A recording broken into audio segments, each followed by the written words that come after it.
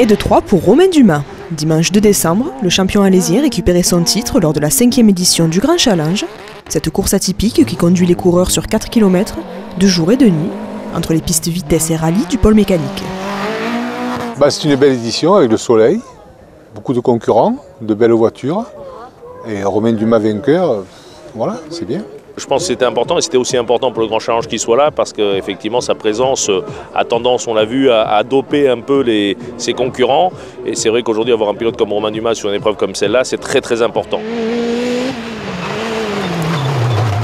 Pourtant, les choses auraient pu tourner autrement. Même s'il était devant lors des 2 premiers tours samedi, Romain Dumas s'est fait devancer sur l'avant-dernier dimanche matin par Vincent Beltoise, l'autre alésien en compétition. Malheureusement, des soucis mécaniques sur sa Caterham nouvelle génération l'ont empêché de passer le dernier tour, laissant le champ libre à son aîné. Et ironie du sort, l'an dernier, Beltoise remportait le titre après une sortie de route de Dumas.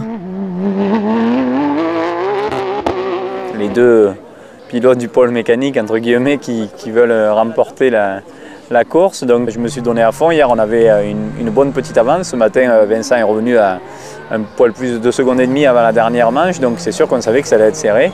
On a modifié pas mal de réglages avant le départ. C'était un peu mieux.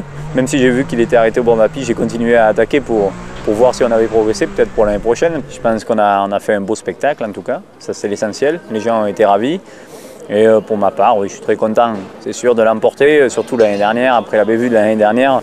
J'étais pas fier l'hiver dernier quand la voiture était abîmée pour la course ici, qui, c'est sûr, me tient à cœur de faire tous les ans, mais qui pour nous a une importance pas non plus énorme. Le but, c'est sûr qu'on veut tous gagner, on est tous des compétiteurs, mais le but, c'est quand même de faire un beau spectacle et que les Alésiens soient contents.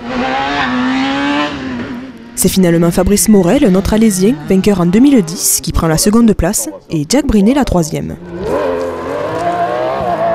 C'est une très très belle épreuve, un beau combat et j'espère surtout que l'an prochain, de nouveaux pilotes nous rejoindront dans cette épreuve qui a vocation toujours à aller encore plus loin. Et c'est quelque chose d'important pour Alès et pour le territoire. Qu'à cela ne tienne, rendez-vous l'an prochain, le premier week-end de décembre, sur les pistes du pôle mécanique.